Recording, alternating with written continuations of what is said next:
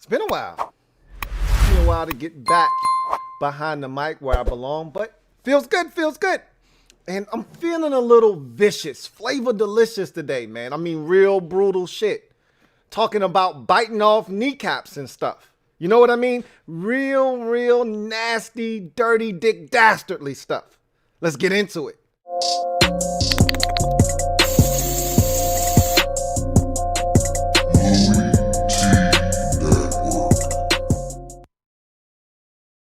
Who else could it be but me, your man, Louie T. Welcome to the 131st installment of the Louie T Network podcast. I, of course, am your set man, Louie T.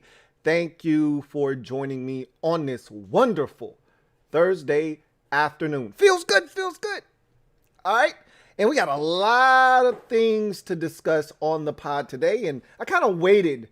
Really, the intent was to do this yesterday, but I saw more things transpiring and developing, and I said, I want to kind of let everything breathe, and then I wanted to come on.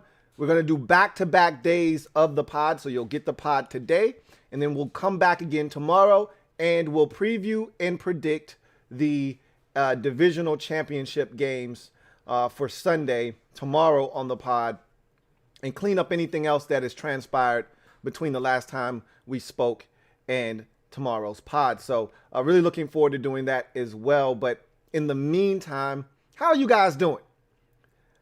It's been a while, a little bit longer than I had intended, but nonetheless, we're here. And one of the things I really want to talk about today, I told you we were going to keep tabs on the coaching searches for the 7 vacancies that were there. We also talked about the GM vacancies, and there were 7 of those.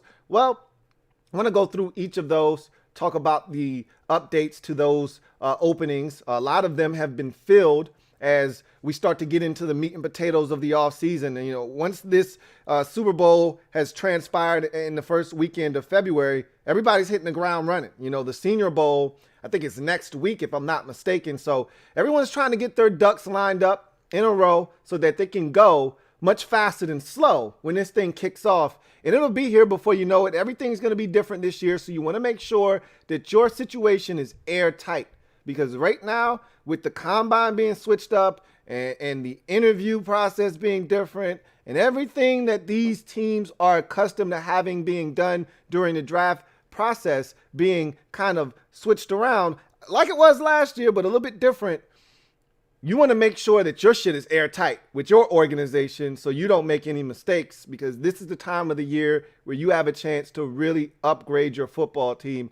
And some teams feel like they're getting close. And I think, you know, if you look at the NFC, felt like it was wide open this season. You know, the AFC, with Mahomes stalking around for the next decade, I don't know. It feels like it's kind of going in that Brady-ish direction. But in the NFC, shit's wide open. Feels like you got a shot. And if you make some shrewd moves in the offseason, you could be one of these teams representing the NFC in the NFC championship game. Look, in the AFC, the Chiefs have been to 3 straight AFC championships. They've hosted it for the first time 3 times in a row. I think that's the first time that's happened in quite some time, if ever. I don't know if anyone's ever hosted 3 AFC championships in a row, or championship games for that matter, in a row. It would seem like the Patriots during their reign of terror would have done it at least once, but I don't know. Maybe they didn't do it, but we knew they were in a bunch of them. They had to have hosted at least 3 in a row, right? You would think. It doesn't matter. Bottom line is, what I'm trying to tell you is that the AFC is trending back towards that direction of having a bit of a monopoly going on, or maybe more of a monarchy, you know, where this thing is going to be ruled with an iron fist for quite some time on that side of the bracket, barring any kinds of catastrophic injuries or anything of the sort. Whereas on the NFC side, you're getting a new team or new teams mixing it up in that conference championship every single year. So we'll see. Anyway, I digress. Let's get to the gem dropping session, shall we? I think we shall. Let me drop this gem on your melon. Open your mind, let your conscience be free. You're now rolling with your man, Louie T double E. Let me open you up. Get you thinking a little bit. So I told you I wanted to talk about these head coaching vacancies, and what I'm going to do eventually, once all the vacancies have been filled, I'm going to rank them from the best hires, in my opinion, to the worst hires. And again, it's hard to call a hire, the worst because we don't know what any of these guys are going to do. I'm just talking about how I felt in the moment when the hire was made. I can tell you this, I wasn't a big fan of the Dan Campbell hire until I heard him speak today, even though words don't do anything. I mean, how many times have we heard someone get hired and they come in talking all that shit and it sounds good and you get excited only to realize it's the same shit you've been dealing with for the last decade. So you're hoping Dan Campbell's not going to fall into that category, but we'll get there in a second. Let's start with the Jacksonville Jaguars. They hired Urban Meyer, and I think that's the biggest splash hire of the offseason to this point. We're going to talk about the 7 head coaching vacancies that existed at the end of the season, and then we're going to talk about the 7 GM vacancies that existed after the season met its conclusion, the regular season, that is. Jags hire Urban Meyer, big splash, biggest hire of the offseason. Don't think anyone can top that. We'll see what happens in terms of him assembling his coaching staff and how he goes about running the ship. I can tell you, Urban Meyer isn't going to blink transitioning from college head coach to NFL head coach. If anything, I think he's going to be over prepared for this.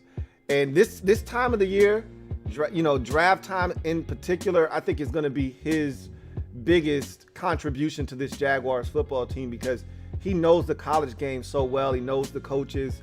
I think he's going to be able to get a lot of intel out of these guys. I remember listening to Urban Meyer speak and Nick Saban talk about how the lack of intel from the head coaches of the NFL and their people in the college game, like, they don't ask enough questions. They don't ask the pertinent questions. Like, I remember listening to Nick Saban. He was doing this thing with Bill Belichick, and it was like a documentary. And they're good friends. They go way back. And they're right now overseeing the 2 biggest dynasties in professional sports. What he's doing at Alabama is unprecedented, and what Bill Belichick has done in New England is unprecedented. So they came together and they were meeting up, and they do that, I guess, from time to time. They, like I said, they're old buddies and they talk all the time, but this time they were doing it on camera. And one of the things Nick Saban said is that coaches don't approach him. These teams don't do enough due diligence on these players. He said, if you just come to me and you ask me about this guy, I'll tell you everything you want to know. I'll tell you everything about this guy, the good, the bad, the ugly. But if you just come to me and ask, I'll tell you everything you want to know. He says, but they don't. They don't call. They don't approach. They come here for these pro days. Nobody says anything. And, sometimes you walk away with a guy that is a dud. And I think Urban Meyer kind of echoed those sentiments, like, not enough coaches came and talked to me about these players, or else they would have known. So I think he's going to understand that, and I think he's going to really benefit from that come draft time. And I think he's got a really good way of relating to players. So I think he's going to be a leader of men. I don't doubt that for 1 second. My biggest thing has always been with Herb is the health. We'll see what happens there, but I think a lot of Jaguars fans are excited, not only for having the number 1 pick and the prospects of getting their hands on Trevor Lawrence, but now you got Urban Meyer. There's this buzz around the Jacksonville Jaguars right now, and all of this it's great momentum for the offseason, but if it doesn't translate to wins come September, it really doesn't matter. So we'll see what happens. The Jets hire Robert Saleh. Love the hire. And I think this guy has tremendous potential in this league. He wanted this job, which I said, really? You wanted this job out of all of the jobs that were available? He's like, yep, I wanted this one. That's what he's supposed to say. I mean, what else is he going to say? Nope, didn't want this job, but they gave me an offer. I couldn't turn it down. I mean, no, he said what he's supposed to say. At the end of the day, we're going to see what happens with Robert Saleh. Much like the Jacksonville situation, they got some big decisions to make. Unlike Jacksonville, they already got a guy, and the decision is, do we keep this guy, build around him? Do we trade this guy away and start fresh? Some answers right now, or a lot of questions, not enough answers right now, but plenty of excitement for this Jets organization with the hire of Robert Saleh. Lions hire ex-Saints assistant Dan Campbell to be their new head coach. Remember, he was once an interim head coach in Miami, and he was the tight ends coach there. They fired, what was the name of that guy? Joe Philbin. And he filled in for Joe Philbin and won a game on the road at Tennessee. Didn't really go well after that, but he's getting an opportunity. And I must say, I remember when they talked about this guy potentially being the hire. Remember, the Saints were still in the postseason, so nothing had been announced, and nothing was kind of official because he wasn't able to leave the Saints because they were still competing in the postseason.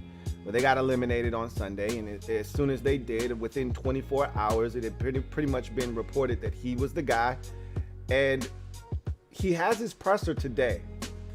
And I think he kind of understood. First of all, I love his sense of humor. I love his personality. You know, they asked him, so how do you feel like you became the guy that could get this job? How do you feel like you became such a hot candidate for this particular position? And he said, I told my agent to make sure the Lions thought I was Iowa State head coach Matt Campbell, not Dan Campbell. I knew that would win them over if they thought I was Matt Campbell. So I love his sense of humor. Remember, we talked about Matt Campbell, the Iowa State head coach, and how he was in very high demand for an NFL coaching job if he was willing to leave Iowa State. Remember, we talked about him not wanting to leave Iowa State, and I think he might have even signed an extension to stay at Iowa State. But his name, remember, someone had asked about, you know, potential college coaches that might make the leap, and his name was one of the names that came up. So I thought that was pretty funny. But all jokes aside, he steps up to the podium today and he says everything you want to hear if you're a Lions fan. I don't think enough of these coaches understand what they're walking into. Like Ron Rivera, I don't think he actually understood the shitstorm he was walking into when he took the job to become Washington football team head coach. Don't think he even could begin to scratch the surface on all the issues and things he would have to deal with being the head coach. But he signed up. And they don't always know what the fan base has been through, promises that have been made, things of that nature. And I you know, sometimes when you get these jobs, what I would like to see coaches do, because it's not like you get the job on Monday and the press conference is Tuesday. Like Dan Campbell got this job more likely than not Saturday last week, but it didn't become really official until the Saints were eliminated on Sunday, and like Monday he was pretty much pegged as the guy, and the press conference wasn't until Thursday. In between, when you pretty much know I've got this thing locked up and I'm putting, you know, name to paper, how about you do some homework and figure out what you need to say to the fans to win them over? Because that's where you start. Obviously, it really doesn't matter at the end of the day what the fans feel or think. It really matters more so with the players in that locker room and the guys in the organization, the ownership, how they feel. But look, you need the fans. Let's not kid ourselves. The fans are the pulse. They're the heartbeat of any organization, and it doesn't matter what sport. So you really need to understand what needs to be said to them first and foremost. And I thought Dan Campbell stepped up to the mic and was like, look, this is an organization that has been down for a very long time. And similar to Detroit, the city of Detroit, you know, you've fallen on hard times, but the city of Detroit has gotten back up, and we're going to get back up. And he said, you know, when we get knocked down, you know, we're going to get up. But before we get up, we're going to bite off a kneecap. And then if we get knocked down, they're going to have to hit us twice to knock us down the next time. And on our way up, we're going to get back up and we're going to bite off another kneecap. He said, and if they knock us down again, it's going to take them 3 hits to knock us down. And when we get up, we're going to take off another chunk. And we're going to keep getting up and we're going to keep fighting and we're going to kick some teeth in. I said, well, goddamn, this is brutal and I love it. Dad is coming with all the shits. He wants all the smoke and I love it.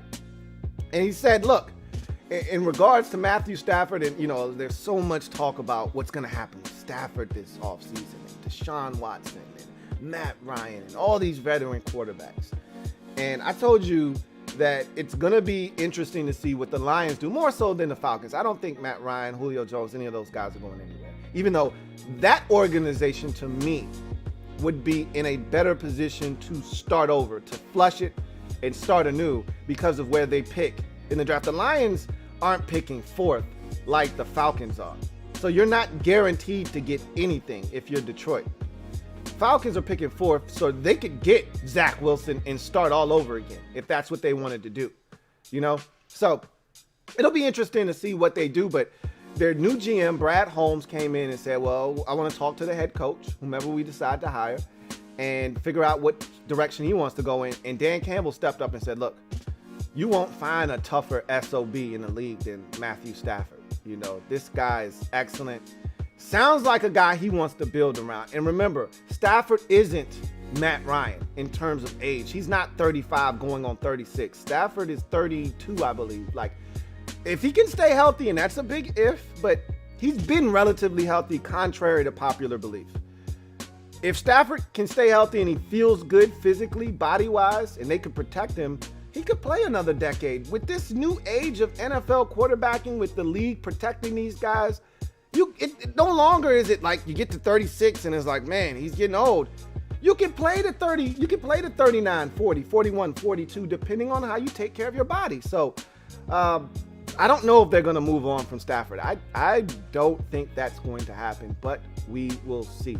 I just love the energy, the enthusiasm, and I love the message to the fan base by Dan Campbell. And if you weren't on board before, and you still might not be, but if you were on the fence, he won you over today. If you weren't on board with this hire, at least you're listening now. Your ears have perked up and you're like, okay, I still don't love the hire. Thought there were better candidates out there, but at least I like the shit that this guy's talking out of the gate.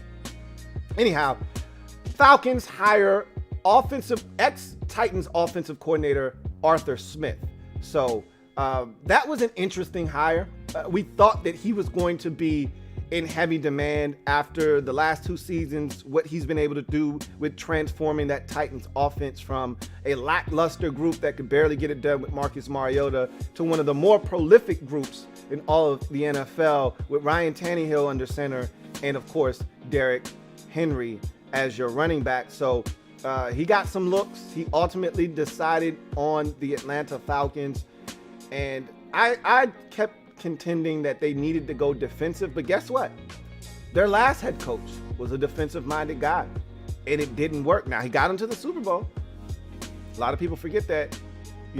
Dan Quinn got them to the Super Bowl, and they were a good team for a stretch there, one of the better NFC teams for a stretch there, but it all fell apart with a lot of injuries, and, for whatever reason, the defense just fell the hell apart. I can't really explain it. I still don't know what the hell happened there, but I think it's going to be important to see what they do, in terms of defensive coordinator and how that meshes with the talent that they have, because for this reason alone, I looked at the Falcons and I said, you don't need an offensive-minded head coach.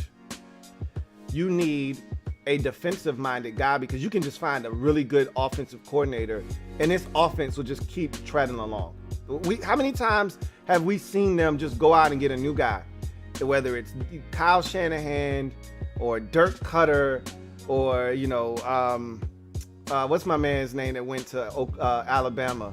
Steve Sarkisian or whomever. The party just keeps going in Atlanta. They just keep scoring 30 and 40 and 27. Doesn't matter who the hell the offensive coordinator is, as long as you got Julio and you got Matt Ryan and you've got Calvin Ridley, the party won't stop on offense. So I didn't think it was necessary to hire an offensive-minded guy, but as long as they hire a really good defensive-minded guy and they get some more pieces on that side of football, maybe it'll all come together anyway. We'll see what happens with Arthur Smith.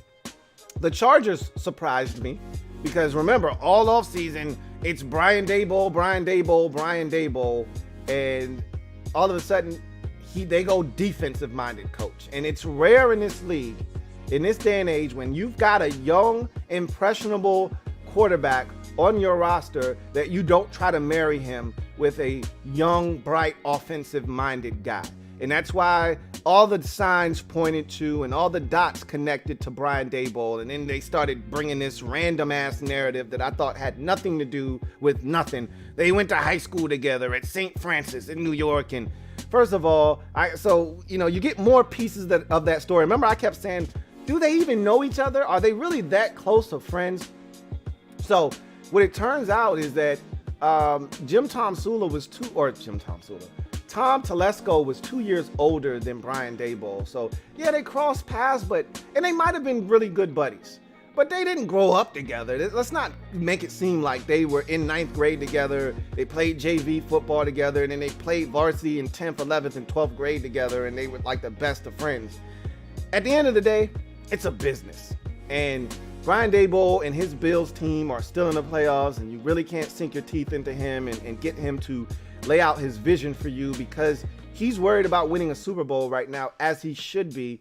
And so they decided to go in a different direction. They hire the Rams defensive coordinator, Brandon Staley, who is supposed to be the defensive version of Sean McVay. And if that is true, they just got themselves a hell of a football coach. We will find out. McVay was the one that said, hey, he's just like me. He's a football junkie. He knows this game in and out.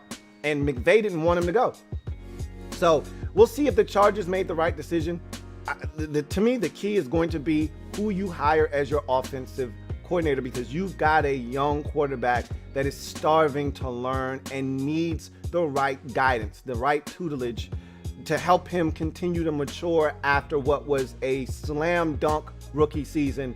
You need someone to come in and take him to the next level. So we'll see if they do a good job of filling out that staff and what Brandon Staley has in mind. And then you have 2 vacancies still open in the Texans and the Eagles. For the Eagles, they were the last team to the party, so it is expected that they don't have a coach yet, unless they had one in mind from the jump when they fired Doug Peterson. But at the end of the day, they came to the party late.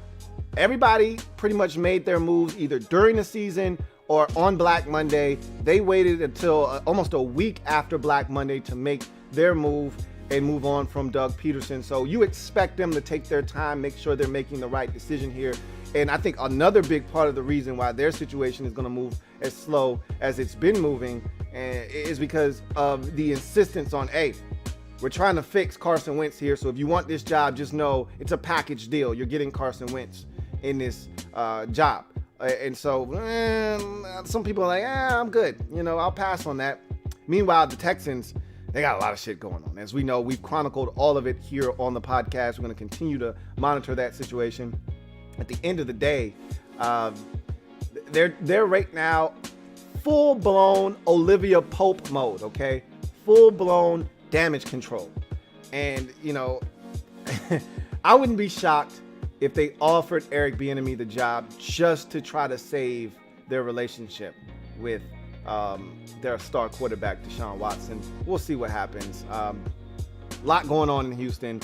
It's not a desirable job, and we talked about this on the last episode of the pod. It went from the least desirable job within the openings to the least desirable job in the entire league, whether you've got a coach or you don't have a coach.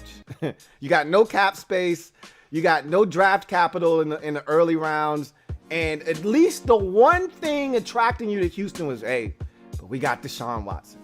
You may not even have that anymore. And if you don't have that, why the hell would I take that job if I'm any prospective coach? Doesn't make any sense.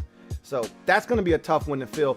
Trust me, someone's going to take the job. There are only 32 of these things. Someone's going to take on the challenge of trying to mend fences with Deshaun Watson. And if he doesn't want to come back, get the draft capital and find the next guy and take on the challenge of finding the next guy to help restore things in Houston. We'll see what happens there. As we get to the vacancies from the GMs, and this is interesting, there were 7 GM vacancies. All 7 have been filled. And it's no surprise that all 7 of them have been filled already, because unlike the coaching situation, you'd like to find your GM first and then find your coach. Not everybody's doing it in that order, but that's how you would like to go about it. At the end of the day, though, you need your GM to get in here as fast as possible, because they've got a lot of catching up to do.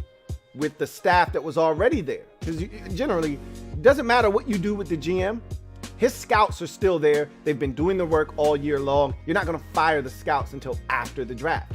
If you want your own guys to be in there, you can't bring them in now and tell them to hit the ground running and cram for the next 3 months to get ready for the draft. No, you just leave the guys that were already there doing their jobs in their respective locations. You gather all the intel and you make sound decisions that help this football team moving forward. And then if you want to move on from those scouts and bring your own scouts in, guys that you trust, that happens after the draft. So you got to get your GM in here as soon as possible, because not only do you only have 3 months to get up to speed on what's going on in the organization and how to attack the draft, but more importantly, you're essentially a month and a half away from free agency.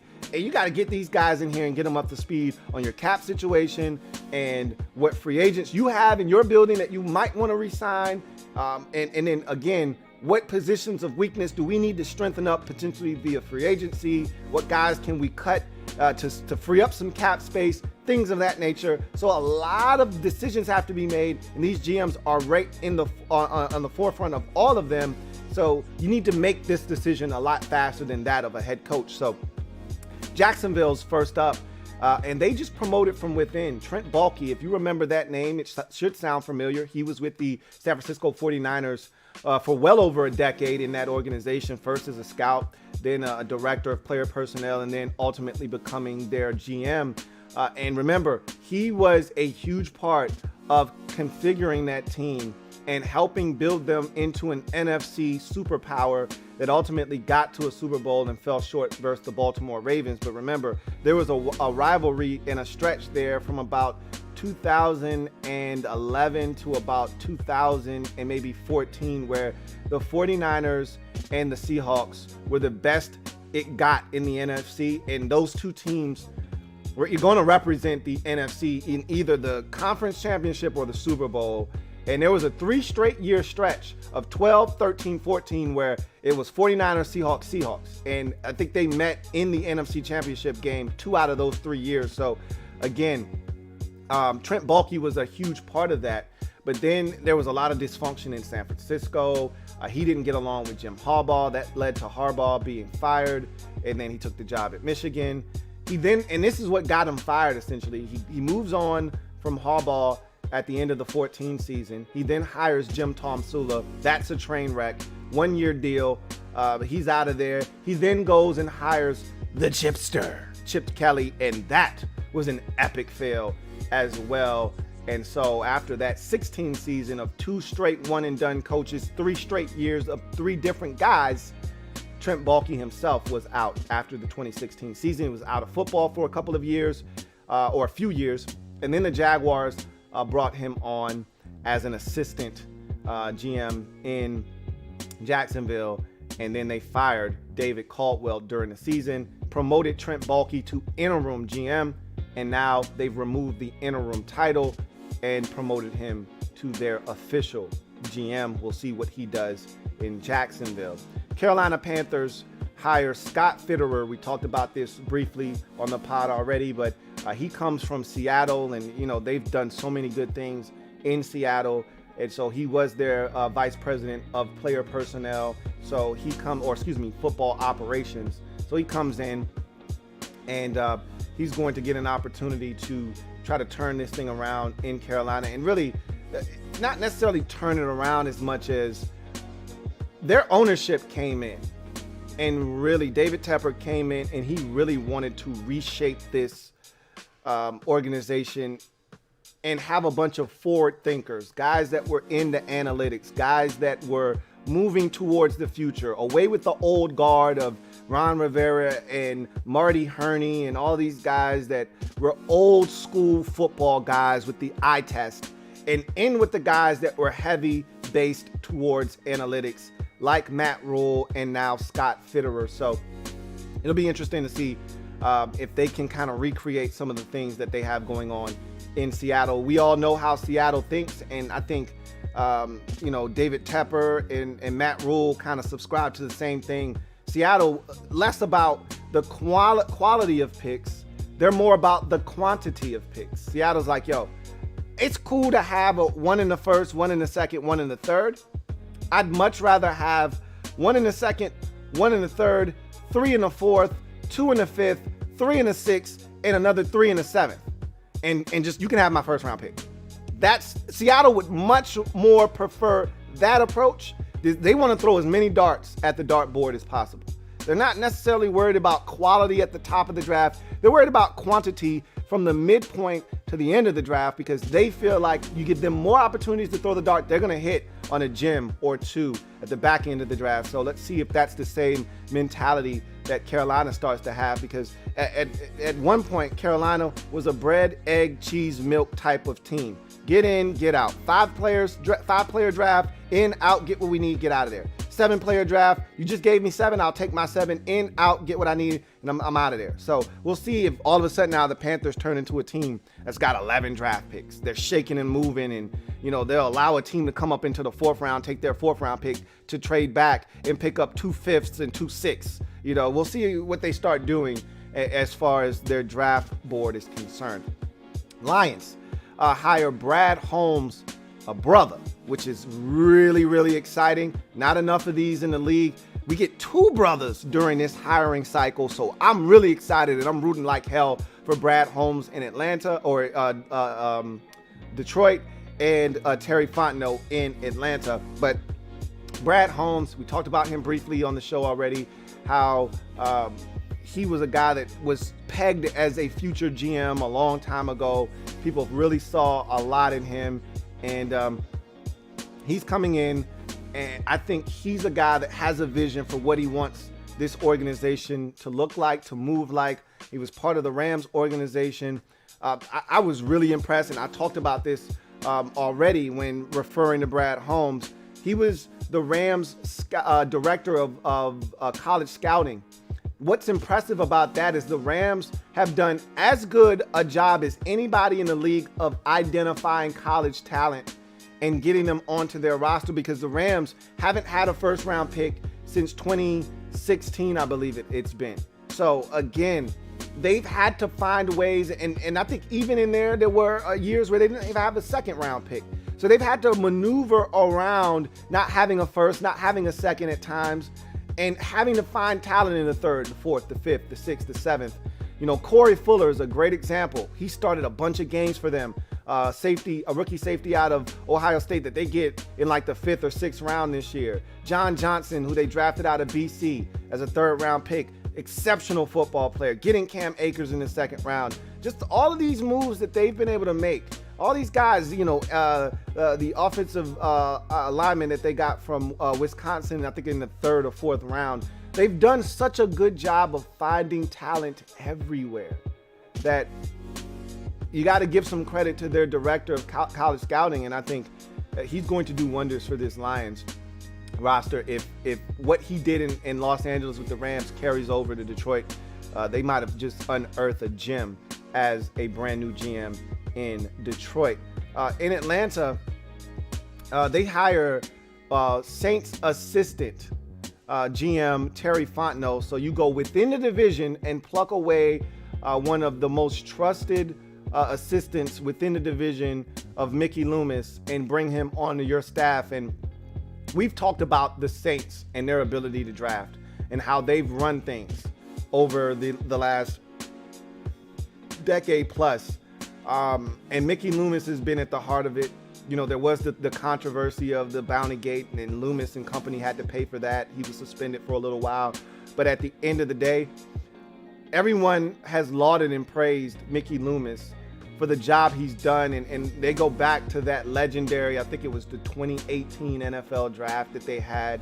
Might have been 2017 with Kamara and Ryan Ramczyk and the cornerback from Ohio State. God damn, Marshawn Lattimore. And I mean, literally, they're getting guys that turned out to be studs at like the first 3 or 4 rounds of the draft. I think, if I'm not mistaken, I don't know if Trey Hendrickson is in there or not, but I can just tell you that there are a lot of gems. And as a matter of fact, I'm gonna look it up because that was one of the classic drafts of of the last 5 years of any team, where you just, because again, you're just looking to hit on 30% of your draft. If you can hit on anything higher than that, then you've done a hell of a job. But let's see, let's go through. I think it was a 2017 draft for the Saints, because I think some of those guys are about to come up on picks. Here it is. What a draft this was, man. My God. Ryan Ramczyk, all-pro tackle. Marshawn Lattimore has all-pro cornerback skills. Alvin Kamara, we know what he is in the league, one of the best running backs. Marcus Williams has been a solid player for them. He'll never live down the Minneapolis Miracle, but he's been a quality football player. Trey Hendrickson, what a stud this year. His best season by far in a way. Alex Anzalone is still contributing. And Al-Quadin Muhammad, who didn't work out in New Orleans, is playing some good ball for the Indianapolis Colts. So that's a hell of a draft. I mean, when you hit at such a high clip in one draft class, it builds you and propels you into the future. It builds for the future, propels you into the future. And you got to understand that Terry Fontenot was a part of that process. And Mickey Loomis and all the work he's done, there's got to be some type of transferal of information and know-how by osmosis, by just being around that guy and being in that building and being a part of that process. So Fontenot knows how to build a winner and how to sustain it, because the Saints, there were those years where they were 7-9, 8-8 for it seemed like a 3-year stretch or so, but it's been sustained winning in New Orleans essentially. You know, they may not have won a bunch of Super Bowls, but there's been sustained winning. Fontenot knows all about it. They've drafted well. They've done a really good job of figuring out what they had to do, what guys they had to retain, what guys they could allow to leave to keep the party going. And so if anybody knows how to work around a aging veteran quarterback, it should be Terry Fontenot. He did it in years with Drew Brees in the New Orleans Saints. So I don't think, you know, that they're going to move on from Matt Ryan. I don't think he's going anywhere, you know, and so we'll see what happens. But I love the hire. I listen to him speak. Sounds like a guy that is ready to get to work. He speaks incredibly fast. I mean, I was like, is the speed turned up to like 1.4 or something? Like, why is he talking so fast? But that's just he's got a lot of energy. And I'll never, ever kill a guy for having a ton of energy. So like that hire, and he's a brother. So, you know, I'm rooting for him. Texans hire Nick Caserio, who was the Patriots director of player personnel for the last, 7 years or so. Look, his hiring was a problem in Houston. Yeah, there are a number of problems. Add this to the list of issues that the Texans have. Again, we'll see what happens in Houston. It's a mess right now. And part of the mess is the process in which they went by hiring Nick Caserio. Not to say that this guy can't do a good job, but they've gone down the New England road before, multiple times actually. Romeo Crennel and Bill O'Brien, and it hasn't really benefited them. So we'll see what happens with this Texans organization and the hiring of Nick Caserio. Broncos hired George Patton, who was the assistant Vikings GM under Rick Spielman. And again, much like I talked about with the hiring of Scott Fitterer in Carolina, you're getting another guy coming from an organization that values draft picks, doesn't spend a lot of money in free agency, doesn't mind taking care of his own, okay? And so you're just going off of the track record of these guys and where they came from. In Minnesota, they didn't spend on free agents very often. And when they did spend on them outside of their organization, it usually was a disaster. And so it just kind of further hammered home the point that we just need to take care of ours and then just draft really well. And so I think that's what you're going to see in Denver moving forward. If George Patton is anything like Rick Spielman, he'll come in and he'll try to re-sign their safety and keep all of the guys that they feel like are talented football players. Justin Simmons is the safety in-house, and then they'll try to minimize the amount of guys they bring in, and then they'll try to really take advantage of the draft because it's young, cheap labor. That's what Rick Spielman did. He drafted young, talented football players, got what he could get out of them. The ones that were elite, he resigns them. The rest, they walk away and they draft more guys to replace those guys. And we saw it last year. Rick Spielman and the Minnesota Vikings, 15 total draft picks last season. So you see what George Patton was doing, in Minnesota and what he was a part of.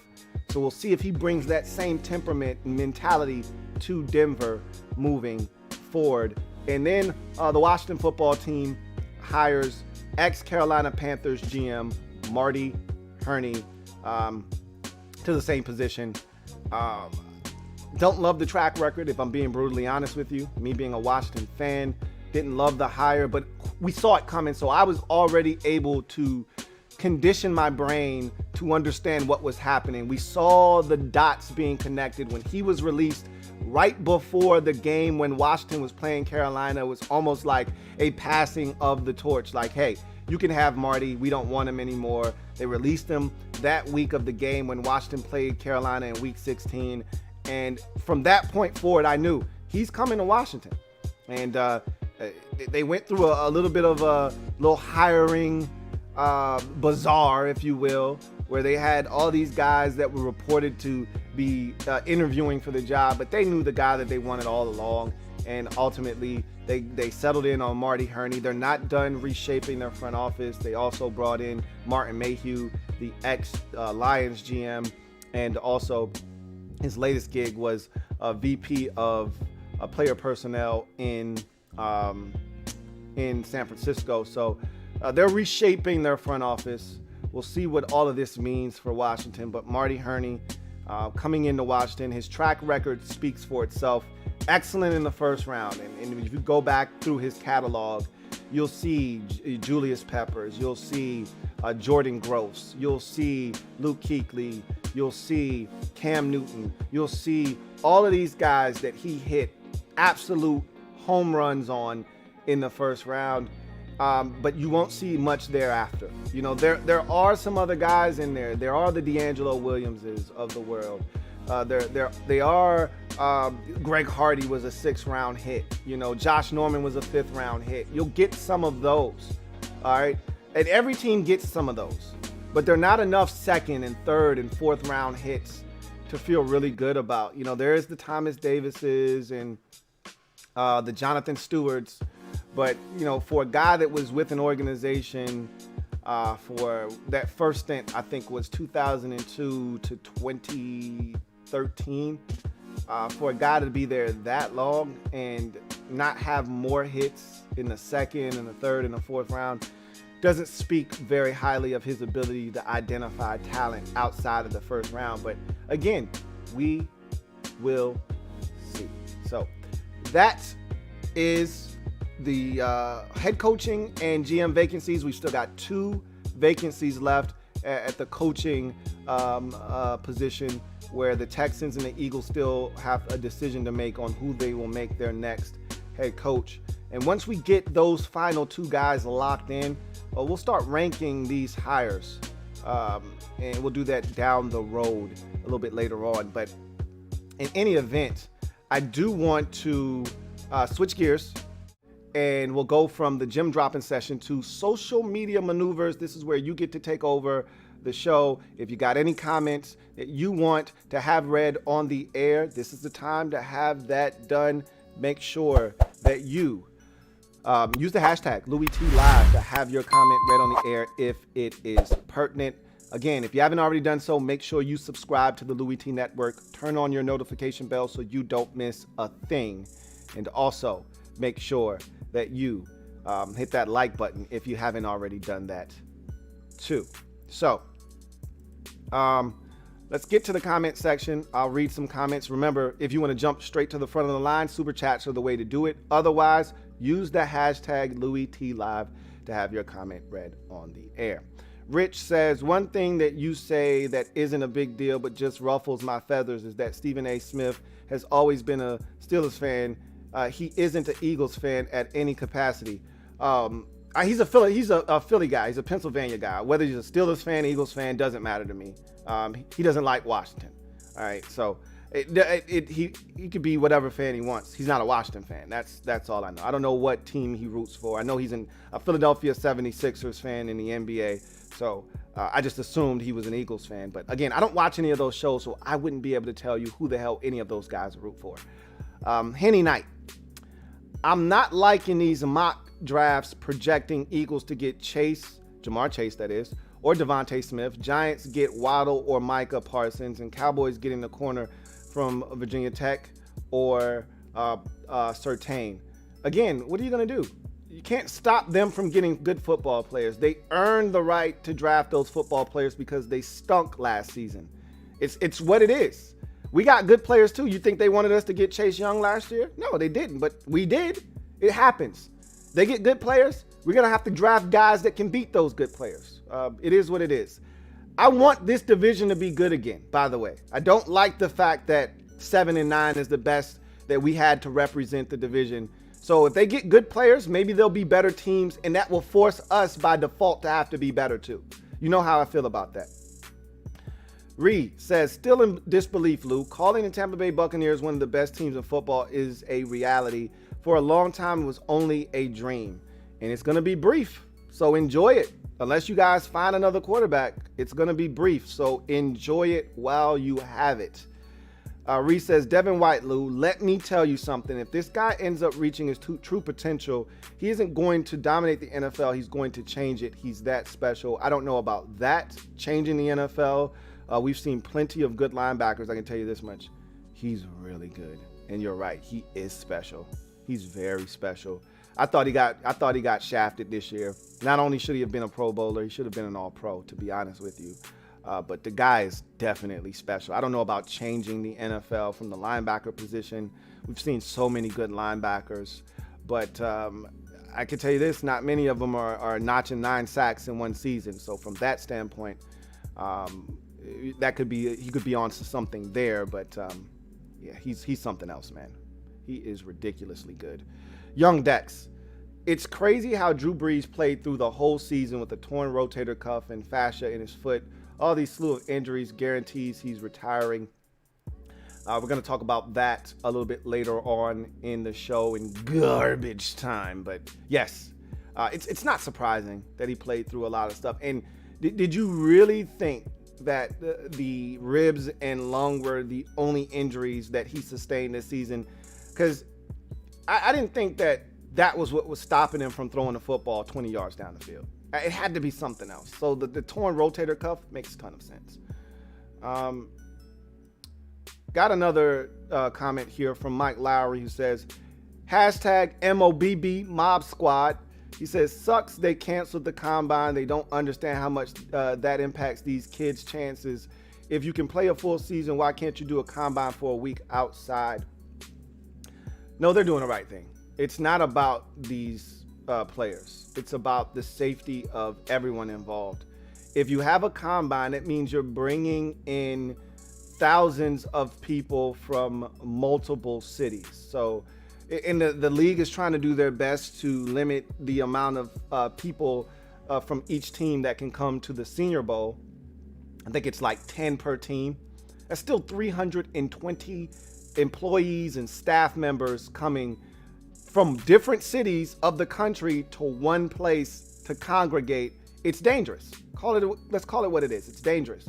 And you don't want to facilitate that. Not to mention, if you have a normal combine, it's usually over 300 guys that get invited. So that's 300. It's hard to limit, if you're going to have the combine, it's hard to limit the combine to just 10 guys, 10 staff members. But let's say you do. And so it's still 320 if every team maximizes the 10 guys they can bring, plus the 300 guys you're bringing in, plus all the people that have to work in the facility to make the combine go and do the things that it does. You're talking about damn near 1,000 people congregating in one place. They're not looking to do that. So I totally understand that. Look, there's plenty of film out there on these players. And for the ones that there aren't film on, you just got to go out there and you got to impress at the Senior Bowl or whatever other opportunities you get. And if you don't get drafted, or you're a late round draft pick, you take advantage of it, like Cameron Curl did. If there was a normal combine, and well, I think there was a normal combine last year. If there was a normal draft process last year, Cameron Curl would not have been a 7th round pick, and Washington wouldn't have benefited from one of the best young safeties in the league a season ago as a rookie. But they did. Someone else may be able to uncover and unearth some gems that shouldn't be there, but will be because of the situation. And it's going to be tough on some of these players that don't have a ton of tape, and we're looking forward to maybe opening some eyes. But again, usually it's the best of the best that get invited to the combine. So if you didn't have a ton of tape, or you weren't already playing good ball and you don't have a lot of tape out there, more likely than not, you weren't getting invited to the combine anyway. JP says, couple of questions for you. First one, am I the only one who thinks Miami shouldn't move on from Tua after just 1 year in which he was coming off major hip injury?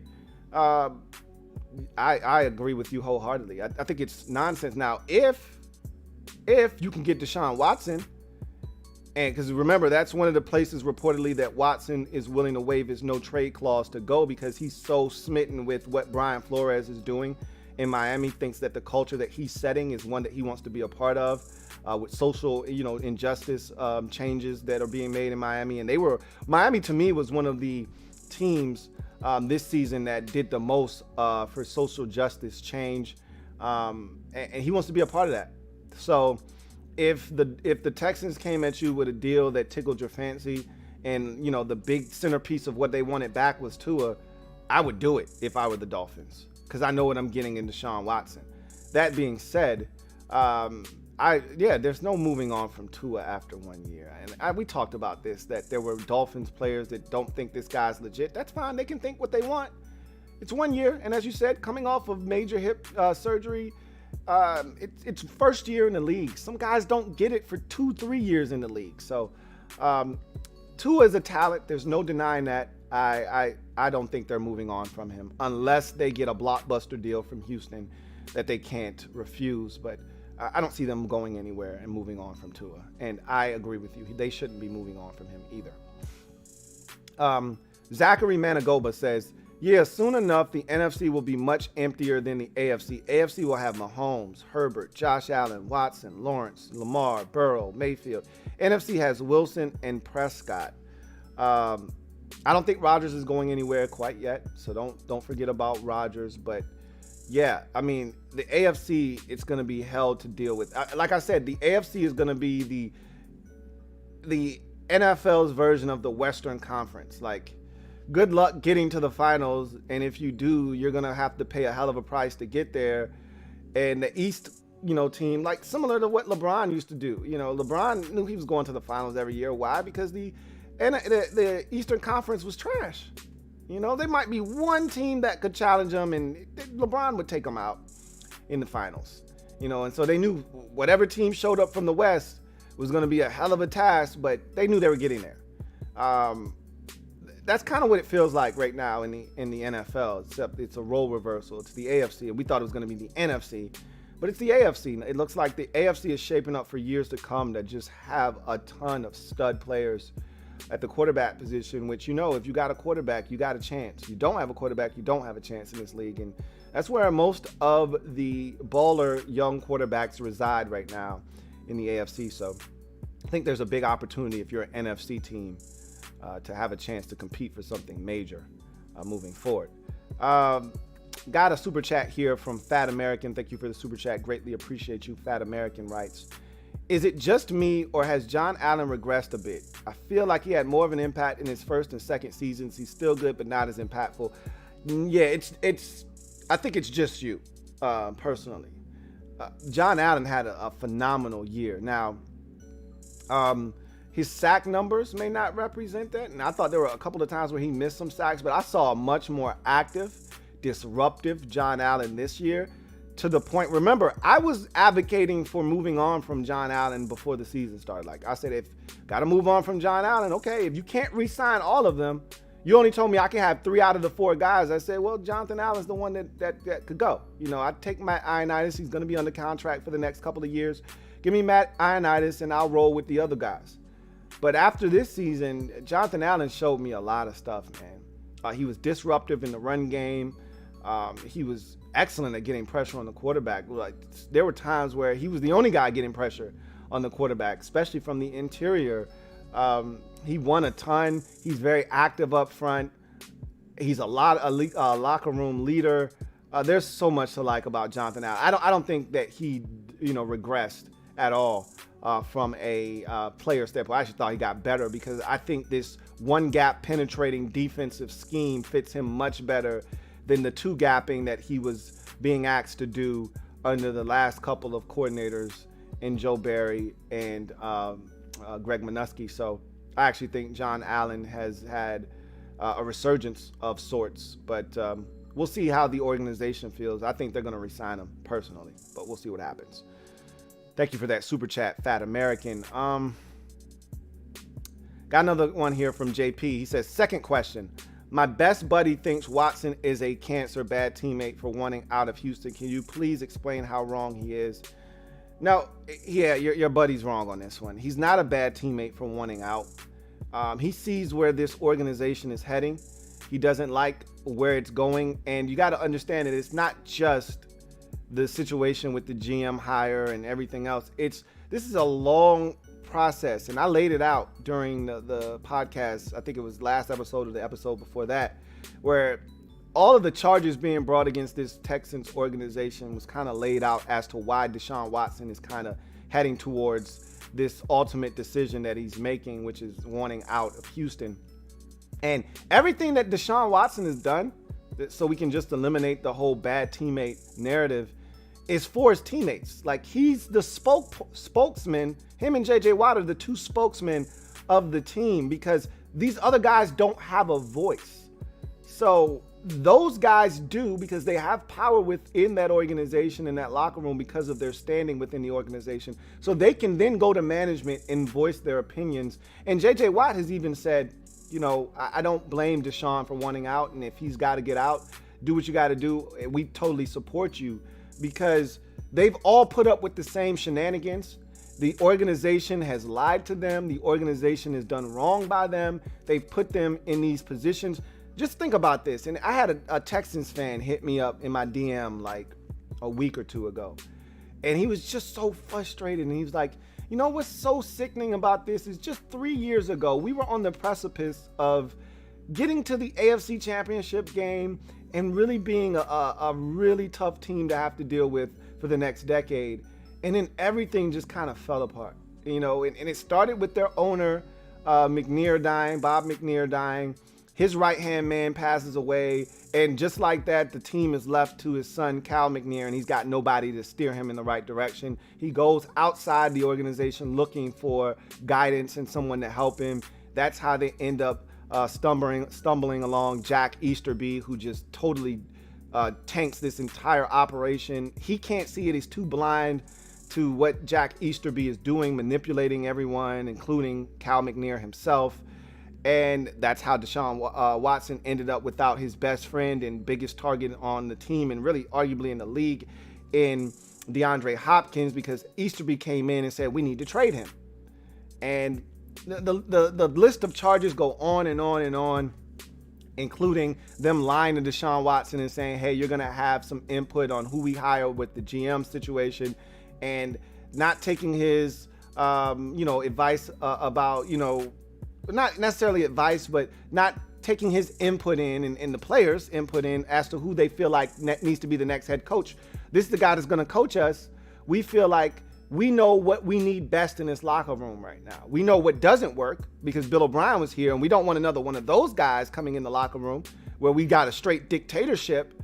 We want somebody in here that's going to listen, that's going to help us nurture and grow us as players, and they haven't done that. So there's a lot of charges there that are being levied against this organization.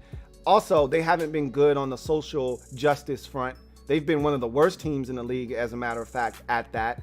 So there's a lot of problems here, and Watson, he's fed up. So we'll see what happens. But it has nothing to do with him being a bad teammate. Atlas. Oh, I think I got another super chat. Hold tight. And I do.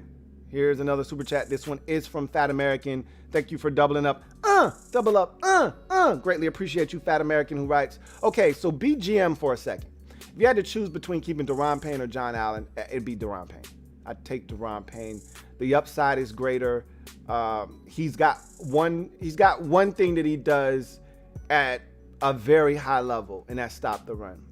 We talked about Daron Payne being one of the best run-stopping defensive tackles in the league, not just on the team, but in the league. At times, he can be dominant. I don't think John Allen is dominant in any one thing. He's just really good at a bunch of stuff. And you need guys like that on your team. And that's why I said I'd love to have John Allen back for a reasonable price. You know, if you got to break the bank to bring him back, then I think you just let him walk. But he's not a free agent right now anyway, so we don't have to have that conversation. But I think they are in a position now where they want to try to figure out a way to get a deal done with him, because as we know, these deals, they are trying to sequence them so they don't get caught up in the same year having to do a deal with a guy. You know, it's Allen one year, then it's Payne the next year, then it's Sweat the next year, then it's Young the next year. So they want to make sure they stagger these deals correctly so they don't all end up in their lap all at the same time. So to me, Jonathan Allen is a jack of all trades, master of none, or what I like to call Pan Mom, okay? Proficient at many, master of none. So Daron Payne at least has one thing that he is exceptionally good at, and that's stopping the run. But he can do some other things too. You know, he's made some big plays this year, has Daron Payne, including a very athletic play to pick off Russell Wilson on a batted ball by Montez Sweat. The forced fumble that Chase Young scoops and scores, that's all Daron Payne. In the playoff game, forcing the fumble of the Buccaneers rookie running back from Vanderbilt. I forgot his name. Keyshawn Vaughn. That's all Daron Payne punching that football out. Like, Payne makes plays. Jonathan Allen, not so much. But again, not everybody is making plays. You need guys that are just going to be worker bees. And to me, Jonathan Allen is one of those really good worker bees. So anyway, I digress. Got another comment here from Atlas, who says, do you ever go back to your first opinions on coaching hires? I feel pretty vindicated on my Kingsbury hate right now. Yeah, I mean, I know how I felt. I don't have to go back and watch my videos as to what I said. I remember I told you that I loved Cliff Kingsbury, and I thought it was a great hire. And a lot of people thought it was crazy. Why are you hiring this guy that couldn't even cut it at Texas Tech? And I said, you guys are wrong. He's going to be perfect for this job, especially if he gets Kyler Murray, and he did. So I know how I felt about a lot of these hires when they're made. You know, some of them work out, some of them don't. But I think Cliff Kingsbury is doing a really good job in Arizona. I think they're right on schedule. You know, they should have probably made the playoffs this year, if you want to be honest. They kind of choked down the stretch of the season, but they had injuries. They had some things. Murray wasn't himself. He wasn't right. They had a lot of things going on at the end of the season. You didn't have your best defensive player for much of the year. They lost Chandler Jones relatively early this season. A lot of things impacted them. I can just tell you this.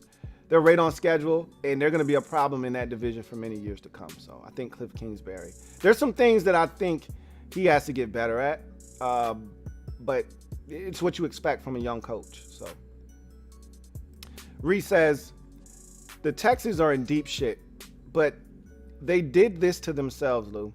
They had all the pieces to be great, and they gave that turd GM power. They pretty much did this to themselves. That is correct. And there's nothing worse than self-inflicted wounds. And all of their wounds right now are self-inflicted. And it's not like this came out of nowhere and they're being caught off guard right now. The writing had been on the wall and they just ignored it. I told you, you can't run through stop signs and red lights. When you do that, you get into trouble. And there were plenty of stop signs and red lights like, hey, you probably shouldn't do this. And they went ahead and did it anyway. And when you do those things, when you run through that stop sign and you run through that red light, what happens thereafter, you can't be mad. If you run through that red light and somebody's going on a green and you get slammed into, you can't be mad. if you roll through that stop sign and you turn that corner and then 3 seconds later you hear sirens and that police officer is pulling you over because that's a rolling stop, you can't be mad. And for the Texans, they can't be mad because they have run through various stop signs and countless red lights, and that's how you end up in the position that they're in right now. Got another super chat. And this one is from Fat American as well. Thank you for tripling up. Greatly appreciate you, Fat American, who writes, okay, so be GM again for a second. You're at the podium being asked questions by the media. What's your plan at QB? What are your priorities this draft? For me, the first thing I would do at the quarterback position, obviously I wouldn't give away all of my plans, but the fans would want to hear some sort of direction. But you say, hey, we're going to, you're going to give the generic answer because, again, you're not looking to give away whatever strategy you're looking to employ this offseason. But needless to say, you're going to assess all of the quarterbacks on the roster right now, figure out what guys help you moving forward and fit this roster going forward. And I think those guys are Kyle Allen, Alex Smith, and obviously Taylor Heineke. And so you go from there.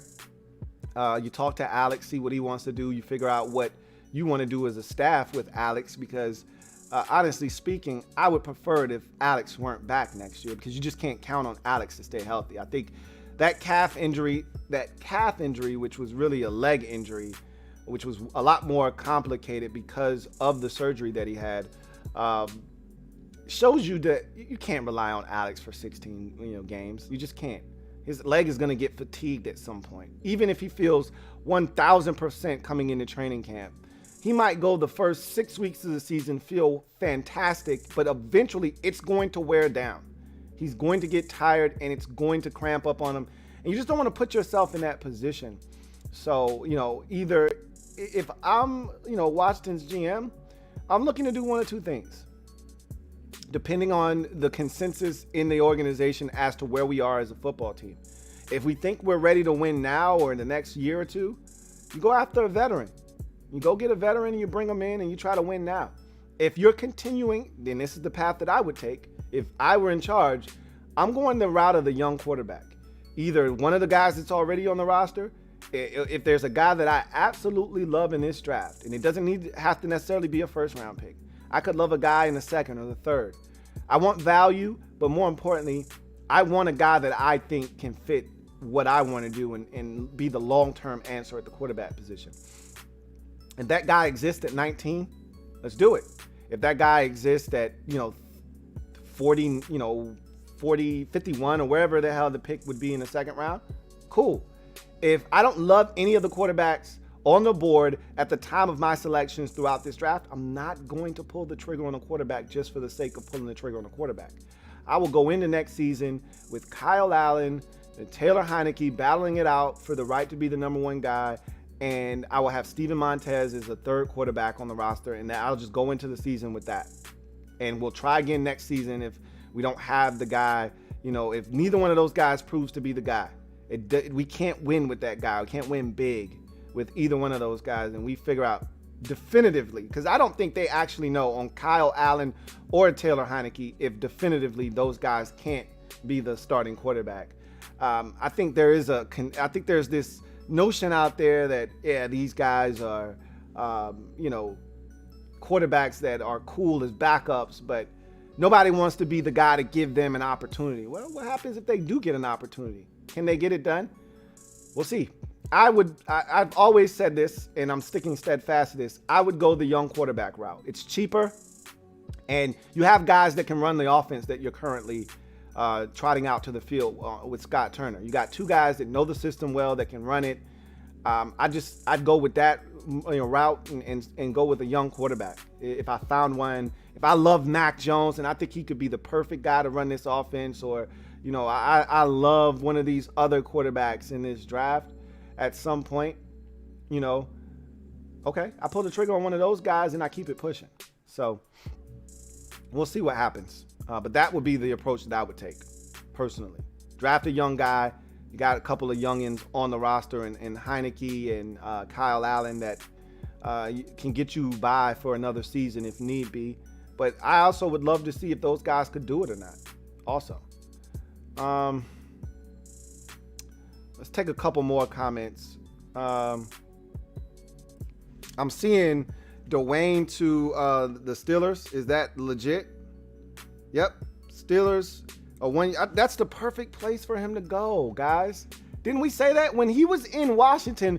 Remember, we kept throwing out this trade scenario, and we kept saying, hey, you know what would be a great trade scenario for Washington is trading him to Pittsburgh, like get his value up and then get the Steelers to give you a conditional 5th or 6th for him. Like, that's all I was looking for. Why? Because it just fits. They don't have a guy after Ben retires. They got nothing out there. They're not winning anything with Mason Rudolph. He stinks, okay? And, you know, it's cool that Joshua Dobbs is back. I think he's back in Pittsburgh again. But nobody's afraid of Joshua Dobbs. Like, they got nothing out there in Pittsburgh. So why not mentor Dwayne for a year? Let him sit, let him learn, let him figure out what it means to be a quarterback, and then roll him out. If you like what you see, it's a 1-year deal. And if he shows you what you need to see in that building and you're satisfied with what he's given you in terms of the practice looks and his habits around the building, and, you know, he's got a lot of work to do from a mechanic standpoint, and he shows some growth there as well, guess what? You re-sign him and you bring him back and you allow him to be the starter for a year and see if he can do it or not. It's a perfect spot for him. Makes a ton of sense. That's why we kept throwing out Pittsburgh. We're not dummies. We knew what time it was. We kept throwing out Pittsburgh because it was the perfect place for him to go. Silver V says, I was telling my coworker, who's a Texans fan, that if they can't keep Watson, they should hire Doug Peterson and he could trade for Jalen Hurts. The Texans aren't in any position to trade for anyone. They have no draft capital, and they're not in a position to be giving any of it away. They're looking to acquire draft capital and cap space, not give it away. So that wouldn't make a ton of sense at all. You know, I'm not looking to trade for anybody's quarterback or anything like that unless it's in the Deshaun Watson trade. But I'm looking to hold on to any draft capital I get from the trade that I, consummate with Watson involved in it. I'm looking to keep all of that draft capital. I'm looking to get as many cheap young players as I can because my cap is all maxed out.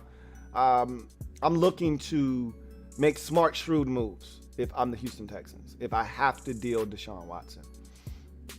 Zachary Managoba says, with many teams switching GMs and head coaches, what will happen to Drew Lock, Gardner Minshew, Jameis Winston, Jacoby Brissett, Jimmy G, and Nick Mullins? So first and foremost, a lot of these guys you mentioned are under contract, so nothing's going to happen with them. Drew Lock is under contract. Gardner Minshew under contract. Jameis Winston is interesting. Jacoby Brissett is interesting. Jimmy G is under contract. Nick Mullins. Again, nobody wants Nick Mullins. All right, he's either going to be a backup in San Francisco or backup somewhere else or out of the league. Like, nobody's, trading anything or doing anything extravagant for Nick Mullins. But Winston is the most interesting of this group that you listed because he is a free agent this offseason. He is talented. Everyone knows it. And he's a former #1 overall pick. To think that he's not going to get another chance to start in this league at some point would be frivolous in terms of your thought process, if you ask me. He's going to get another opportunity at some point. It may even be in New Orleans. They claim to love him, but it'll be interesting to see what happens with Winston because of all of these guys that you named, the only one that is going to get a real opportunity somewhere else to start is probably Jameis Winston. Minshew isn't a starter in this league. Brissett isn't a starter in this league. Jimmy G might be on his last legs in San Francisco. And Nick Mullins isn't a starter in this league. Drew Lock still has time to prove that he's the guy or not the guy in Denver. And Winston, to me, is the only other guy on this list that has a chance to be a starter again. So we'll see what happens. Reese says, if this is really it for Drew Brees, he did it the right way, Lou. He played the game with class and honor. Now that he isn't tormenting me, I can like and appreciate him. There's a lot to like about Drew Brees in his NFL career, that's for sure. Rich says, Dwayne got signed and we are in the Deshaun Watson talks. I can get jiggy with it. I can tell you this. I still don't think Watson is going anywhere. I've told you guys that. If he does go somewhere, I don't think it'll be Washington. I would not count out any team, however.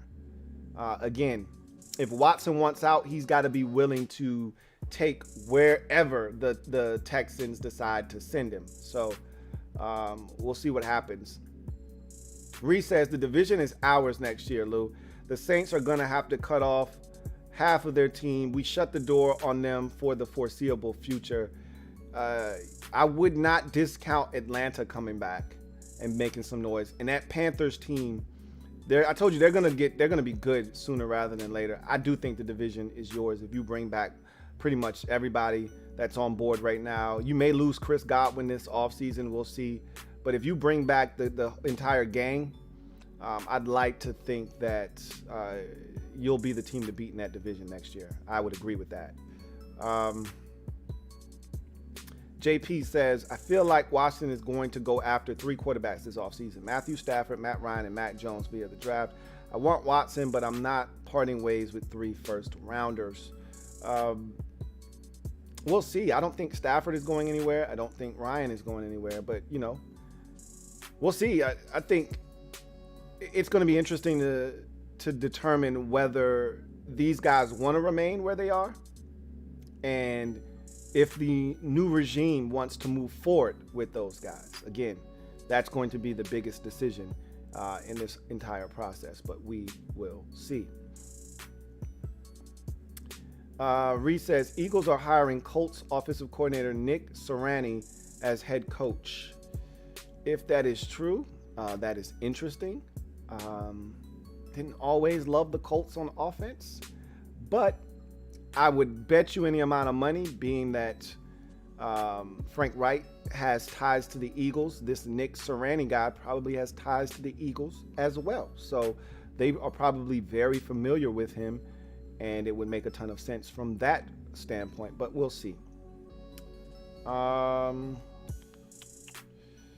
Thank you for all of you guys who told me that Dwayne signed with the Steelers. Makes a ton of sense. As I mentioned, we talked about that ad nauseum during the season when he was still a member of our team. Can we trade him to the Steelers? I can't tell you how many times I said that. Can we trade him? Every time I would come up with some kind of scenario, it was always the Steelers. That's why. It just made too much sense. Atlas says, I love how all the Saints staff is jumping ship now. We did that to them. They're being poached. That is for sure. It does feel like the end of an era in New Orleans and they're kind of breaking up the band now. But we'll see what happens. Kevin, the PRF, says, who do you see coming out of the gate big spending day one of free agency? I don't really know the answer to that. I guess as we get closer and I start analyzing teams and their cap situation, I think that's when you'll get to a point where we'll start having those discussions on who will probably look to be aggressive early on in free agency. But you got to assume it's going to be teams with a ton of cap space like Jacksonville, or Cleveland or somebody like that. I think Cleveland has some cap space as well. I don't know. Again, don't get me the line. I have no clue. Gregory Lightbody says, you don't seem to have much confidence in Hurney. I don't, but that's not going to stop me from supporting him and hoping that they make the right decisions. But no, I don't. I mean, again, the past is a great indicator of future outcomes. That's what a wise man once told me. So I've seen his past, and there's quite an extensive history there. It's not like he was a GM for 4 years. He was a GM in Carolina for like 11 years, maybe 10. And then there was like a 4 or 5 year hiatus, and then he was back in Carolina again. So, no, I don't have a ton of confidence in him, but I got confidence in Ron. And if this is Ron's guy, all right, let's roll then. Get in the car, let's go. You know how I roll. Pac-Man D3 says, Eagles just signed the Titans OC as head coach. That can't be because the Titans offensive coordinator is in Atlanta. So I'm going to go with my man Ree in that it was the Colts offensive coordinator. So let's see. Michael Weinstein says, Should we get Anzalone at linebacker? No. You can find your own stuff at linebacker. You don't need like linebacker and running back. That's two of those positions. Unless you're getting something elite, you don't need to recycle anybody else's stuff, you know. But if you identify a guy that you say, hey, look, he was just in the wrong system, but this guy's uber talented, i.e. Saints linebacker Demario Davis, who is a Jets draft pick. And the Saints went out and got him and said, no, this guy's super talented. He just needs a chance to spread his wings. Yeah, you could do that. But for the most part, I feel like linebackers, you can find one in the 4th, 5th, 6th round, and he can be a beast for you. You know, 2nd, 3rd round linebacker comes in and, you know, look, I thought that the Colts linebacker, first of all, he should have went to Clemson. That would have got him into the 1st round. But because of a situation with how they recruited, he ended up at South Carolina State instead of Clemson, which is why he fell to the 2nd round. If his name had Clemson next to it instead of South Carolina State, he would have went in the 1st round. But because he went to South Carolina State, there were people that were apprehensive on pulling the trigger. Oh, he didn't play against enough high-level talent, so we can't draft him in the 1st round. He was a 1st-round talent, and anybody that watched him knew it. And so the Colts got a 1st-round pick in the 2nd round. But for the most part, you can find linebackers, man. You can find linebackers. Gregory Lightbody says, Hurney probably going to sign Shaq Thompson or Curtis Samuel. I don't think Shaq Thompson is a free agent. I think they've already re-signed him. Curtis Samuel, I'd bet any amount of money he's coming to Washington. I'm not happy about it, but it is what it is. Santiago Tradell says, do you think Trey Lance will be available at 19 for us? No. Not a chance. Reese says, the scary thing about Devin White is that he's only in his 2nd year. He's only going to get better. That is scary to think that this guy had well over 100 and some odd tackles and 9 sacks. And did you see the way he picked off that Drew Brees pass up the seam? He looked like a tight end. Yeah, that's pretty damn scary, I would say.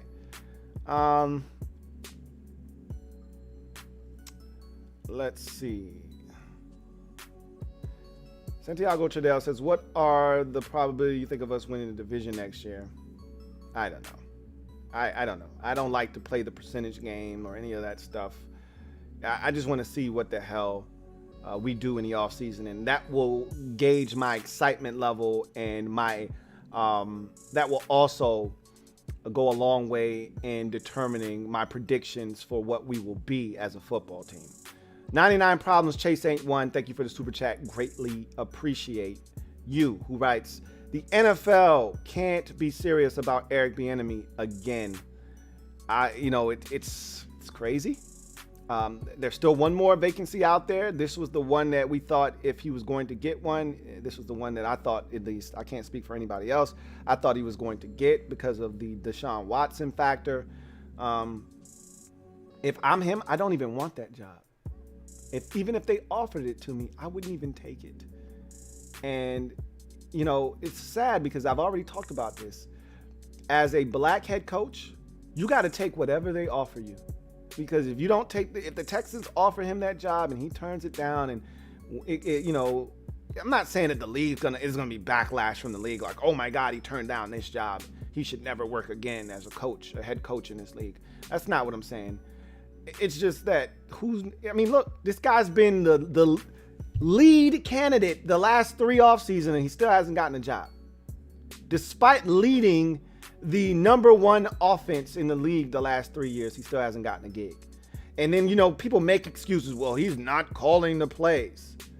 Well, last time I checked, a lot of these other guys that have gotten jobs that were coordinators, a la Matt LaFleur in Los Angeles, or Zach. What plays was Zach Taylor calling as a quarterback's coach in Los Angeles? What plays was he calling? He got a job, though. Not saying it was a desirable one, but he got a job. He got offered. So don't talk to me about, that's the kind of excuses they make when it comes to a brother. Oh, he's not actually calling the plays. That's Andy Reid. Bullshit. All right. for whatever reason, and I'm not just saying that this is a Eric Bieniemy because he's a brother, he's not getting the job. Because, I look at this list of guys and there's only one minority candidate here, and that's Robert Saleh. No brothers have been hired this year again. I'm not saying it has anything to do with the color of his skin. I've told you this already. I've heard he's interviewed poorly in the past, and I'll take it a step further. It doesn't help him during this process that his team is good every single year. And the team that he coaches on right now goes deep into the postseason every single year, but they always get that bye. So that first week, if you want to interview Eric Bieniemy, you've got ample opportunities to do it. He's interviewed for multiple jobs. As a matter of fact, every single one of these gigs I think he interviewed for, none of them were impressed enough to say he's the guy. Is that an indictment on him or these teams or this league? I don't know. It's hard for me to say. But I just know that he hasn't gotten a job yet. And I can tell you he's a lot more qualified than some of these hires we've seen over the last 3 years. So, we'll see, man. It's tough, but we will see what happens. Anyway, let's see. We got another comment here from Gregory Lightbody. Says, I was looking forward to Chris Olave in the draft. Yep, he decided to go back to Ohio State. Reese says, it was pretty cool jamming out to the Full House theme with you. LOL. Yeah, that was a lot of fun, man.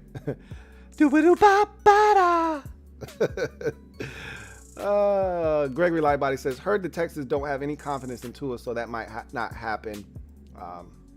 If they don't, I don't blame them for not wanting to trade their guy for Tua. It doesn't. I don't blame them for that. JP says, Lou, I ordered my Washington NFC East Champion shirt and hat on January 3rd, the same day we won it, and I just got them within the last 5 days. Congratulations. Wear it with pride. Wear it with pride. Kevin the PRF says the next number 7, Dwayne Haskins. He's going to have to wait. Ben ain't giving it up to him. That's for damn sure. So I want to see what number he chooses now. But maybe he'll choose 16. 1 plus 6 is 7. We'll see what he chooses. And then as soon as Ben leaves, like the minute he leaves, he'll try to jump all over 7. Trust me. And you know what? If the Steelers, are smart, they'll say, no one's wearing 7. We're going to retire that thing. But what did Terry Bradshaw wear? He wore 12, right?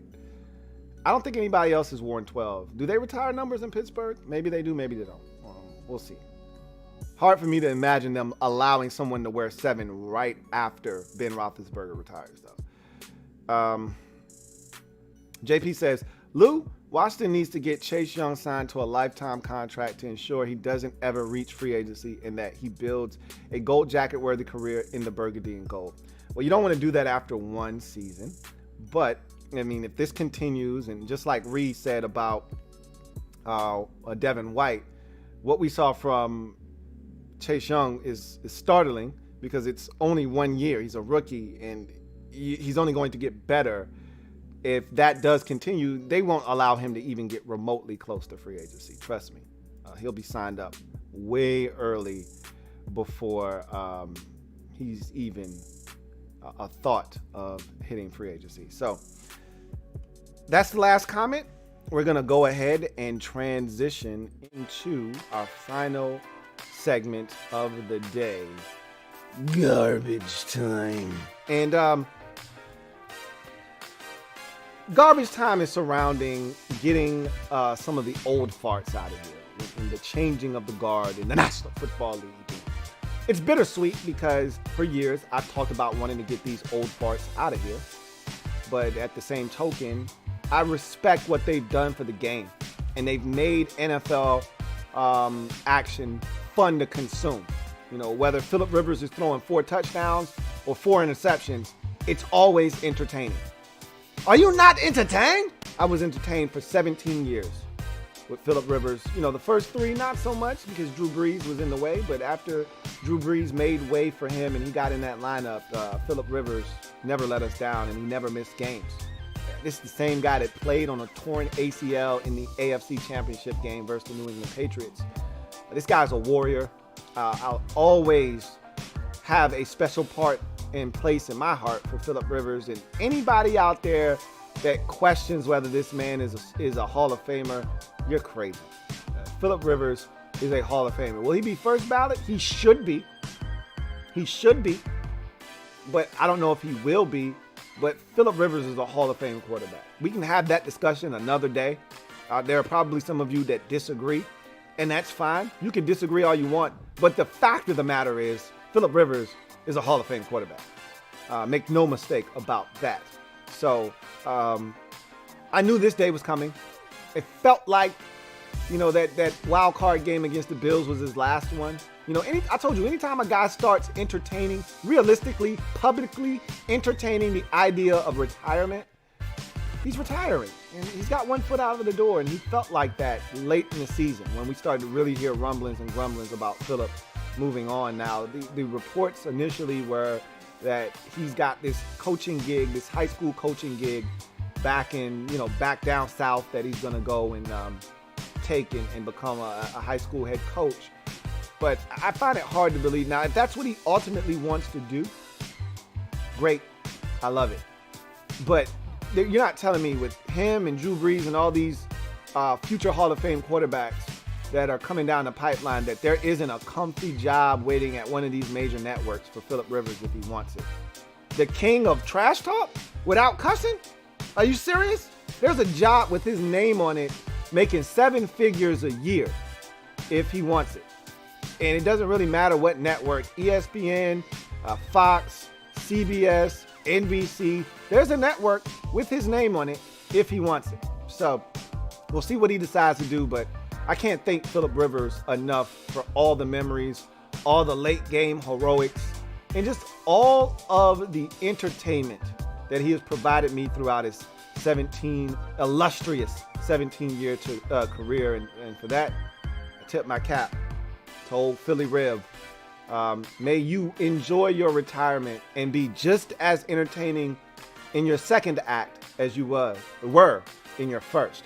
As for Drew Brees, he hasn't made the decision yet, but I think he's done.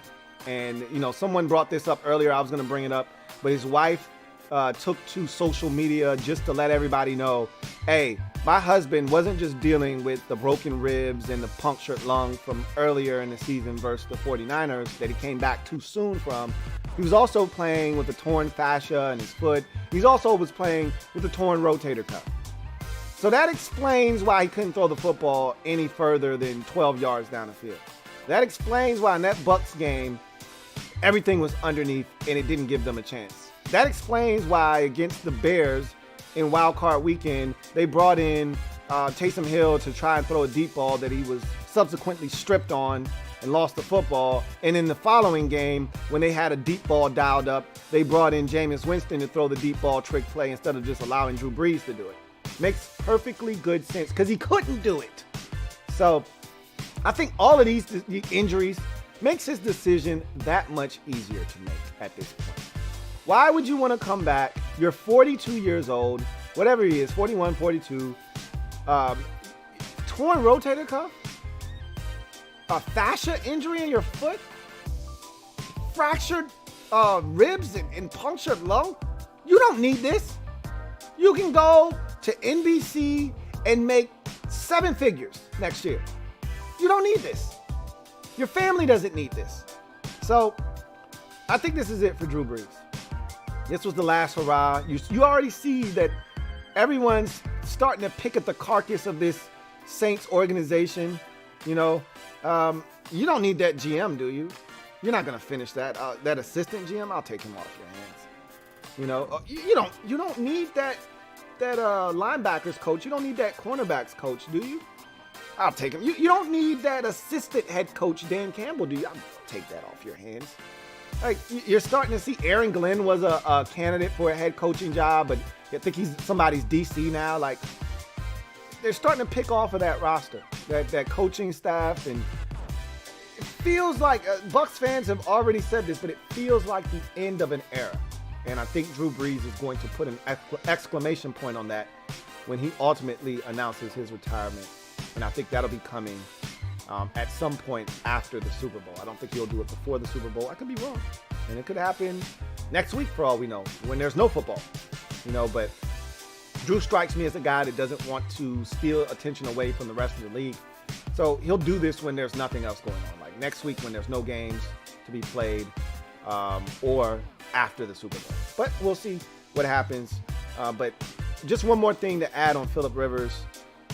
The last of the famed 2004 draft is now hanging it up with Phillip Rivers. And go back and look at that draft. That was a hell of a draft. It's just one guy left, I should say. Take that back. There were two, now there's just one. There were three last year, and that number was reduced to two after Eli Manning hung it up at the end of last season.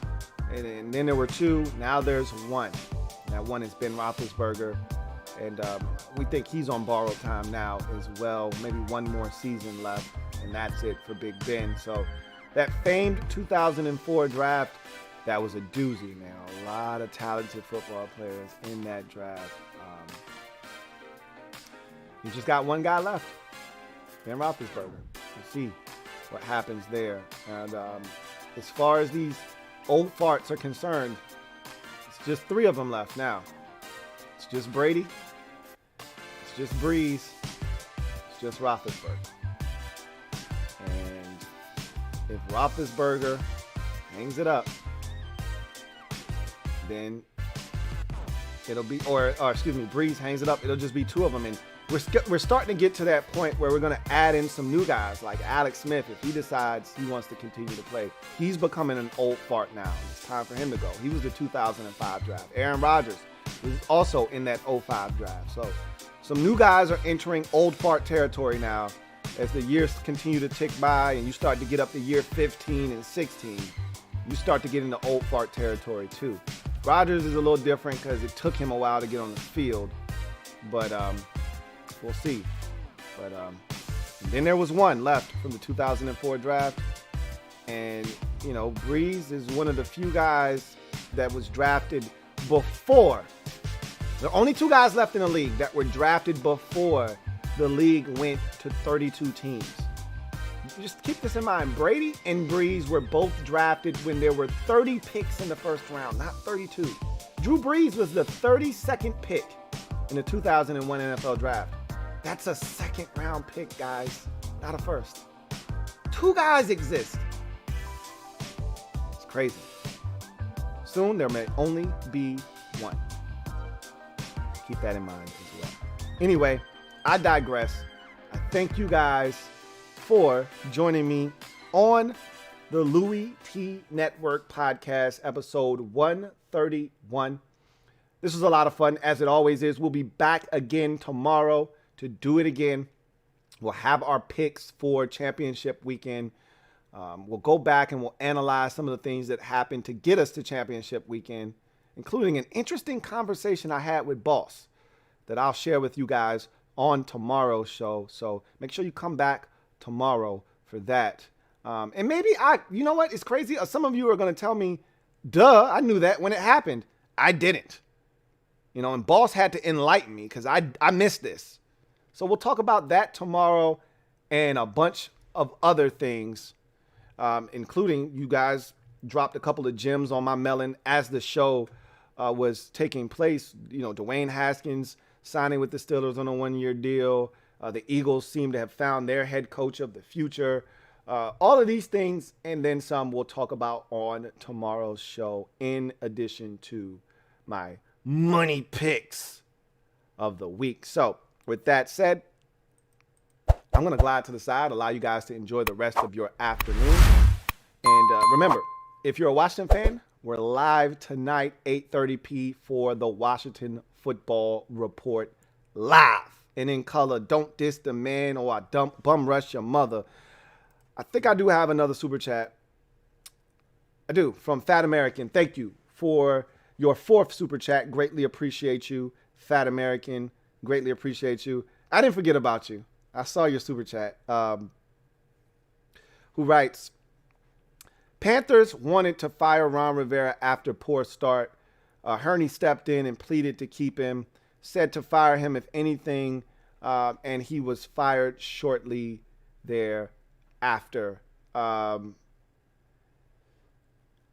Well, you got to remember when new ownership took over, because Ron Rivera was a Jerry Richardson guy. So was Marty Hurney. Those were 2 guys that were hired by Jerry Richardson. And then remember, Jerry Richardson got run out of the league because he was a perv. And in comes David Tepper. And the first thing he did was he started to look around at the organization, and he wanted to win. He wanted to win right away. And if you haven't watched the Amazon special series that they do when they follow a team, I forget what it's called, but they've done Dallas, they've done the Arizona Cardinals, they've done the Carolina Panthers, they've done the Philadelphia Eagles. It's good stuff. Anyway, they did the Panthers that first year he was the owner.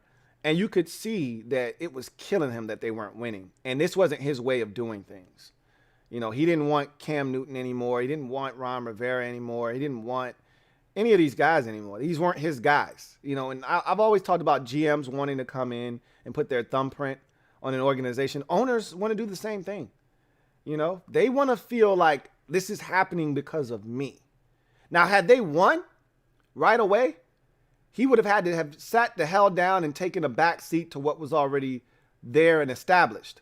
But the minute that they didn't win, he was able to then swoop in and say, this isn't how I want to do business. And so I'm going to move on. And I'm going to do things the way I want to do it. And I want guys that believe in analytics. I want guys that are moving forward with the future and not still doing things like old curmudgeons, you know. And so you could see the writing on the wall for Ron Rivera and Marty Hurney.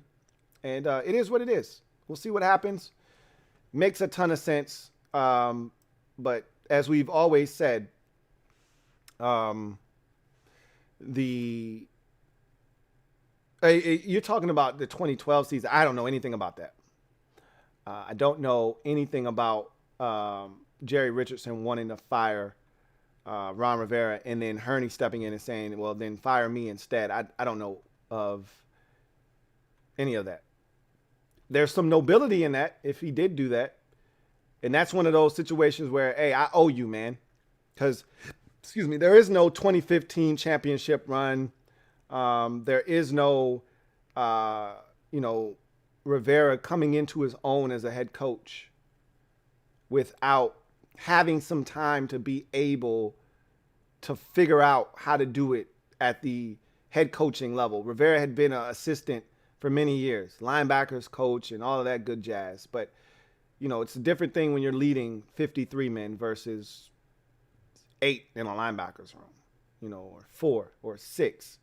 So, yeah, if he did that back in 2012, that's a hell of a story. And that might be why there's so much of a brotherhood there. Like, yeah, you saved me, dude. The reason I have this job is because you saved me back in 2012. Gave me a chance to do what I did in 2015 and ultimately have another chance at it here in Washington. So we'll see. We will see what happens. But in any event, I'm going to get out of here. And I'll be back a little bit later on tonight, 8:30 for Washington Football Team Report, or the Washington Football Report live. So until then, you guys enjoy the rest of your afternoon. And we will reconvene tomorrow here on the pod, where I will get back up. But I'm going to take a bite out of your damn kneecap. And if you knock me down again, guess what? I'm going to take another chunk out of your damn kneecap. Got another super chat. This is the last one from Fat American. Thank you for your 5th of the show. Greatly appreciate you, Fat American, who writes, journalists came out and said this on Kevin Sheehan's show, maybe why Ron Rivera was so high on him. I mean, it makes a ton of sense, as I just mentioned. If a guy saved me from getting fired and sacrificed his job for mine and gave me an opportunity to prove that I could do it, you're damn right. I'd come back around and say, hey, man, you always got a job. As long as I got a job, you got a job. Don't worry. You'll never be out of work as long as I'm working. Makes a ton of sense.